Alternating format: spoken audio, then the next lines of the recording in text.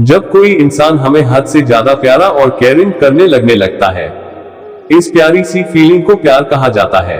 लेकिन जब आप अपने प्यार को उनके सामने जाहिर नहीं कर पा रहे हैं, तो भी आपको घबराने की कोई जरूरत नहीं है। जीवन के अलग अलग पड़ावों पर हम सभी ने अपने भीतर प्रेम की मिठास का अनुभव किया है। क्या है प्रेम? क्या ये किसी व्यक्ति विशेष को पाने पर पैदा होता है? ऐसा क्यों है कि प्रेम में पीड़ा भी आनंद देने लगती है? क्या प्रेम आपको बंधन में डाल सकता है? जानिए श्री कृष्ण की वाणी। समझो इस बात को कि तुम जैसे हो, तुम्हारे प्रेम की गुणवत्ता भी बिल्कुल वैसी ही होती है। जैसे तुम, वैसा तुम्हारा प्रेम। तो कृष्ण का प्रेम बिल्कुल वैसा ही था जैसे कृष्ण थे। कृष्ण के समूचे जीवन में और कृष्ण के प्रेम में एक मेल मिलेगा, एक साम्य मिलेगा।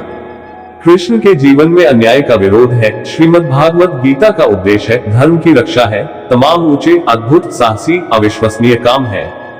इसीलिए उनका राधा जी से प्रेम भी बहुत उच्च कोटि का है।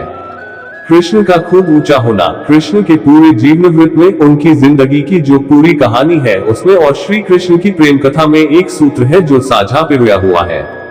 गीता की ऊंचाई, कृष्ण के जीवन की ऊंचाई और कृष्ण के प्रेम की ऊंचाई तीनों एक है। ऐसा नहीं हो सकता कि कृष्ण बहुत ऊंचे हो और उनका प्रेम निचले तल का हो जाए। ये संभव नहीं है। ऊंचा आदमी है तो उसके प्रेम में भी एक श्रेष्ठता होगी, उसका प्रेम भी उच्च कोटि का ही होगा। और आशय समझना इस बात का, इसका आशय यह है कि अगर आदमी ऊंचा नहीं है तो उसका प्रेम भी ऊंचा नहीं हो सकता। लेकिन हमें ये बड़ी गलतफहमी रहती है कि हम भले ऊंचे नहीं है पर हमारे प्रेम में तो बड़ी ऊंचाई है, बड़ी शुद्धता है।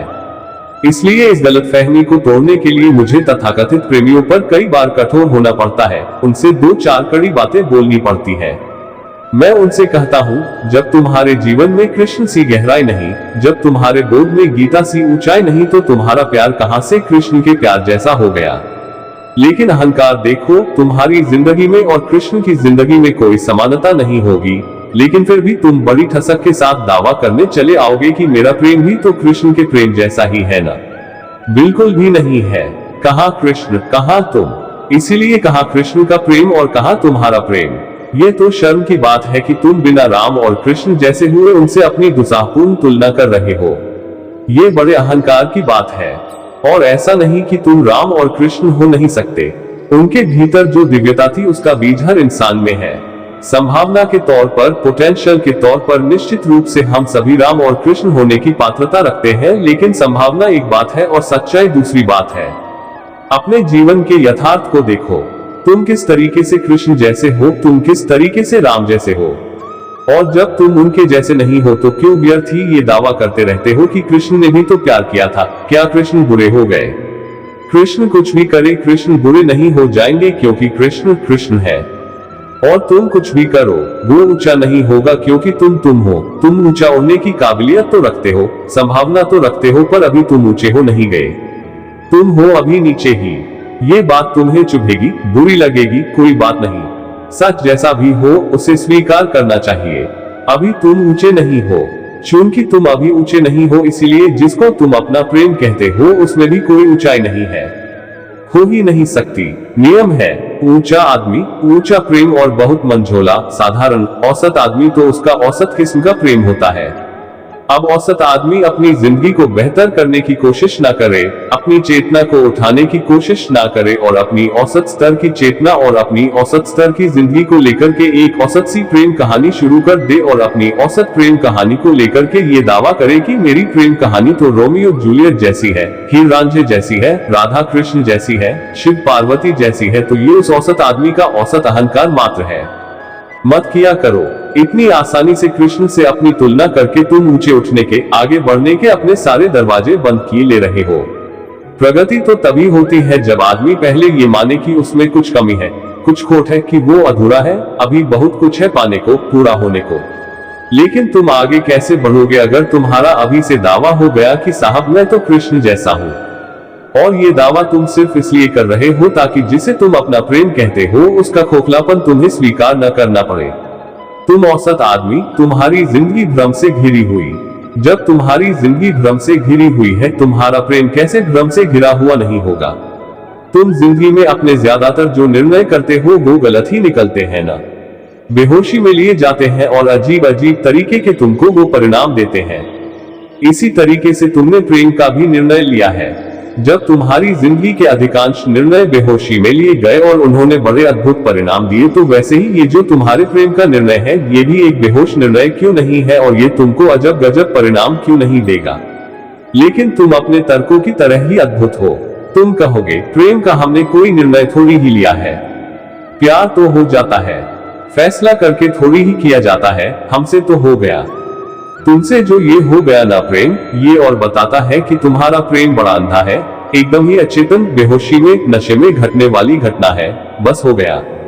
तुम्हें कुछ पता भी है तुम कौन हो, तुम्हें कुछ पता भी है कि तुम्हें चाहिए क्या, तुम्हें पता भी है कि तुम्हें गहरा आकर्षण वास्तव में है किस चीज का। जब तुम अपने गहरे से गहरे आकर्षण को नहीं समझते तो तुम प्रेम को क्या समझोगे, क्योंकि प्रेम भी है तो एक आकर्षण ही ना। जब तुम जानते ही नहीं कि आकर्षण का अर्थ क्या है, कौन आकर्षित होता है और ये जो आकर्षित हो रहा है उसे चाहिए क्या, तो तुम क्या प्रेम की बात कर रहे हो। लेकिन मेरी बात सुनने समझने की जगह तुम मुझ पर ही इल्जाम लगा रहे हो। क्या आपके पास दिल नहीं है, आप पत्थर दिल हैं, आप क्रूर हैं, कठोर हैं। दो चार बातें और भी लिखी हैं, मैंने पढ़ी नहीं। क्या आपको कभी प्यार नहीं हुआ, क्या अपनों के जाने पर आपको कभी दुख नहीं होता, क्या आप कभी रोते नहीं। और दादा पूरी पिक्चर सुना देते, एकदम बात बात पर तो दिल टूटते हैं और दिल जुड़ते हैं। अपने जैसी ही एक गीली लिजलिजी पिक्चर की कहानी तुम मेरे ऊपर भी आरोपित कर देना चाहते हो। वही औसत जिंदगी की औसत कहानी की औसत मूवी तारांकन क्यों कर रहे हो। ये एक तरफ तो कह रहे हो कल रात से आपको सुन रहा हूँ, क्या सुन रहे हो। अगर बात मेरी सुननी ही नहीं है, समझनी ही नहीं है, तो मुझे सुनकर अपना समय क्यों खराब कर रहे हो। या तो यही कह दो कि मैं दुश्मन हूं तुम्हारा और तुम्हें ठेस पहुंचाने के लिए ही कुछ कठोर बातें बोलता हूं। यही कह दो, ये कहकर किस्सा खत्म करो। और अगर ये मानते हो कि मेरा उद्देश्य तुमको चोट पहुंचाना, आहत करना नहीं है, साफ मन से तुम्हारी भलाई के लिए कुछ कह रहा हूं, तो मेरी मंशा को समझो। जरा सहानुभूतिपूर्वक मेरी बातों पर विचार करने की कोशिश तो करो।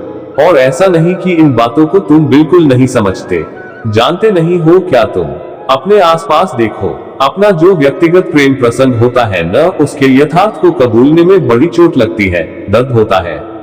हम इतने सच्चे हो नहीं पाते कि अपनी निजी जिंदगी में जो घट रहा हो उसकी हकीकत को स्वीकार कर ले। तो चलो अपनी निजी जिंदगी को छोड़ो, आसपास के लोगों को देखो। तुम्हारे आसपास बहुत जोड़े घूम रहे होंगे या घूम चुके होंगे। उनको देखते हो तो क्या बोलते हो कि आहा हा, कितना पावन और सच्चा प्रेम प्रसंग है इनका। ऐसा कहते हो क्या जानते हो न तुम कि वहां वास्तव में क्या खुराफात चल रही है। तो जैसे तुम दूसरों की जिंदगी में जानते हो कि प्रेम के नाम पर कुछ भी फिजूल चलता रहता है, वैसे ही मान लो कि तुम्हारी भी जिंदगी में ऐसा ही चलता है। हम सब एक जैसे ही हैं। तुमने बड़ी अच्छी बात करी कि अपने सवाल में राम और कृष्ण का उल्लेख कर दिया। लक्षण शुभ है। अब राम और कृष्ण की ऊंचाइयां हासिल भी करो। उन ऊंचाइयों को हासिल करने के बाद जिस किसी की ओर भी तुम आकर्षित होगे वो आकर्षण शुभ ही होगा। और अगर तुमने वो ऊंचाइयां अभी पाई नहीं है और तुम इधर उधर बहकते फिसलते रहते हो, कभी इधर को खींचे कभी उधर को लुढ़के, तो ये जो तुम्हारे सारे आशिकी के अफसाने हैं, ये तुम्हारे लिए भी घातक है, औरों के लिए भी घातक है। प्रेम कोई सहूलियत का साधन नहीं है, ये खुद को मिटाने की एक प्रक्रिया है। जरूरी नहीं है जिससे हम प्यार करें वह भी हमसे प्यार करे। प्यार तो वह है, वह करे या ना करे, पर हम फिर भी उसी से प्यार करते रहे। प्रेम कोई रिश्ता नहीं है, प्रेम तो भावनाओं की एक तरह की मिठास है। प्यार एक बेहद खूबसूरत एहसास होता है। प्यार करने के तरीके सभी के अलग अलग होते हैं, लेकिन प्यार के मायने सभी के लिए एक होते हैं। प्यार और भरोसा ही किसी भी रिश्ते की बुनियाद होती है, भले ही वो पति पत्नी का रिश्ता हो या फिर माँ बेटी एवं भाई बहन का। हर रिश्ते में प्यार होना बेहद जरूरी है, क्योंकि बिना प्यार और सम्मान के रिश्ते नहीं चल सकते हैं। कई लोग ऐसे हैं जो किसी से प्यार तो करते हैं, लेकिन अपने दिल के जज्बातों एवं अपने मन की भावनाओं को व्यक्त नहीं कर पाते हैं। मोहब्बत नहीं थी तो एक बार समझाया तो होता। बेचारा दिल तुम्हारी खामोशी को इश्क समझ बैठा। प्यार में सबसे बड़ा खुशनसीब वह जो झुक जाए, और सबसे बड़ा बदनसीब वह जो अकड़ जाए। मोहब्बत नहीं थी तो एक बार समझाया तो होता। नादान दिल तेरी खामोशी को इश्क समझ बैठा। आंसू बहाने से कोई अपना नहीं होता। जो दिल से प्यार करता है वो कभी रुलाता नहीं। जाने अनजाने हम तुमसे एक तरफा प्यार कर बैठे तुम्हें बिना बताए। एक हसीन सा ख्वाब फिर टूट सा गया। दिल एक बार फिर मोहब्बत में जख्मी हो गया। ये सर्द हवाएं भी मुझ पे बेअसर है। दिल तेरा हो चुका है, क्या तुझे इस बात की खबर है? मेरा दिल है एक मासूम सा बच्चा, तुझे सोचता है शरारत की तरह। जो नींद चुराते हैं वो कहते हैं सोते क्यों नहीं। अरे जब इतनी ही फिक्र है तो हमारे होते क्यों नहीं। जहां से तेरा दिल चाहे वहां से मेरी जिंदगी को पढ़ ले। पन्ना चाहे कोई भी खुले, हर पन्ने पर नाम तेरा ही होगा। दिल ए नादान तू भी अजीब पागल है, तुझे सिर्फ वो चाहिए जो तेरा हो नहीं सकता। जो नींद चुराते हैं वो कहते हैं सोते क्यों नहीं। अरे जब इतनी ही फिक्र है तो हमारे होते क्यों नहीं। दिल में आने का तो रास्ता होता है पर जाने का नहीं, इसलिए जब भी कोई इंसान जाता है दिल तोड़कर ही जाता है। आओगे एक दिन चल के मेरी राहों पे तुम देखना, जितनी भी कोशिशें कर लो। सोचो कि झीलों का शहर हो, महलों में अपना एक घर हो। हम तुम देखे सपने सारे सच हो जाए बस, और क्या। घर से थे चले तो ये बात हो गई, न जाने क्यों उनसे मुलाकात हो गई। नजरें ऐसे वो टकरा गई कि हमें आशिकी आ गई। तुम किसी और के हो गए मेरे एक तरफा प्यार के दौरान। मैंने भी हंसकर जाने दिया, वरना छीन के लाता तुम्हें अगर ये दो तरफा होता। अक्सर रोज सपने देखते हैं लोग, थोड़ी देर के लिए ही सही पर खुश होते हैं लोग। बेशक सपने पल दो पल के लिए ही आते हैं, पर इन पलों में जन्नत को जी लेते हैं लोग। मिले कोई लड़की मुझे इस सफर में, मेरा दिल चुरा ले जो बस एक नजर में, कि मैं हर रोज पढ़ता हूँ मोहब्बत का नया किस्सा। न जाने उसके दिल में मेरा कब इश्क उतरेगा, चाह के भी करीब नहीं जा सकता। न जाने कैसी ये मजबूरी है, मुकद्दर में हो या ना हो तुम इस दिल में हमेशा हो। किस्मत को मंजूर हो या ना हो तुम इस नादान वृंदा की आखिरी मंजिल हो। तुम खुश रहा करो, इतना काफी है मेरे लिए। मेरा तो है ना एक तरफा प्यार, ये तो जमीन की फितरत है कि वो हर चीज को मिटा देती है। वरना तेरी यादों में गिरने वाले आंसुओं का अलग समंदर होता। वह बात क्या करेगा जिसकी कोई खबर ना हो, वह दुआ क्या करेगा जिसका कोई असर ना हो। कैसे कह दूं कि लग जाए हमारी उम्र आपको, क्या पता अगले पल हमारी उम्र ना हो या ना हो। मेरे प्यार को उसने प्यार ही कब समझा, मेरे इकरार को कब इकरार ही समझा। मोहब्बत बेपनाह की हमने उससे, पर उसने हरदम मजाक ही समझा। अक्सर ऐसा होता है कि जिस रिश्ते को हम अपनी जिंदगी मान के चलते हैं वो असल में हमसे ही हमारी जिंदगी छीन रहा होता है। मुद्दा तो बाद मिले थे, कुछ ख्याल तो करते। मैं जवाब देने के लिए तैयार था, जान तुम सवाल तो करते। मोहब्बत मुझे थी उनसे इतनी सनम, यादों में दिल तड़पता रहा। मौत भी मेरी चाहत को रोक न सकी, काबू में भी दिल धड़कता रहा।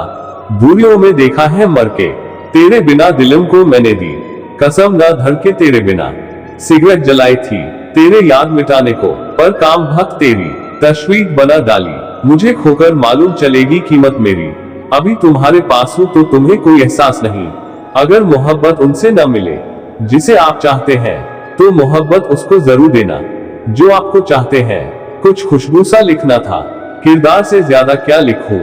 सुनो अब जिंदगी लिखनी है, दोस्त और रिश्तों से ज्यादा क्या लिखूं। बड़े अदब से उन्होंने मुझे इश्क में इनकार किया, कहा कि मुझसे अच्छी और मिल जाएगी।